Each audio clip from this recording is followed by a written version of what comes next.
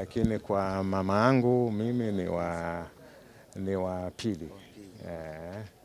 Tutamkumbuka nini sana mzee wetu Ali Hassan Mwinyi kama familia?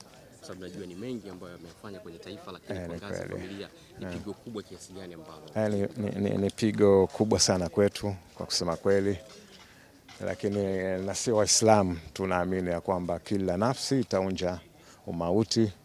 Kwanza vile tunamshukuru Mwenyezi Mungu kwa kumjalia uhai mrefu wa miaka almost 100 kasoro mwaka mmoja tu. Kwa hiyo si haba, lakini tutakumbuka upendo wake, na sisi tuko matumbo tofauti, lakini hajatubagua, ametuweka pamoja, tuna mapenzi makubwa miongoni mwetu. Kwa hiyo hili ni jambo moja ambalo tutamkumbuka sana.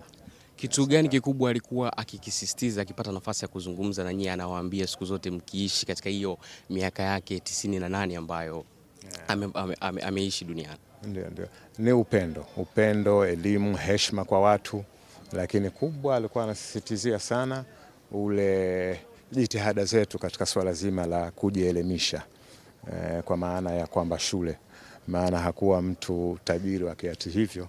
Kwa hiyo aliamini ya kwamba bora mtoto umpe ndoano aende akavue, baada ya kumpa mali ambayo hata ukimpa ina maana siku ya pili atakuja kukuomba tena. Kwa hiyo alisisitiza swala zima la kujitegemea kwetu sisi miongoni mwetu, na yeye alitusukuma sana katika swala zima la elimu. Ndio. Asante sana. Labda wengi tupaka tunamfahamu mzee Ali Hassan Mwinyi labda kwa level yake ya uongozi na alipokuwa rais ama viongozi mbalimbali. Labda pengine unaweza kueleza kitu gani ambacho pengine watu walikuwa wakijui kuhusiana na mzee wetu nje ya vile ambavyo wanafahamu kwenye level ya uongozi? Alikuwa na mengi, alikuwa mtu wa masahara kwa kusema kweli. Ni mtu ambaye alikuwa anapenda kutaniana, lakini kubwa zaidi ni mtu ambaye alikuwa anapenda ushirikiano sana na wanziwe na watu mbalimbali, lakini na vile ni mtu ambaye alikuwa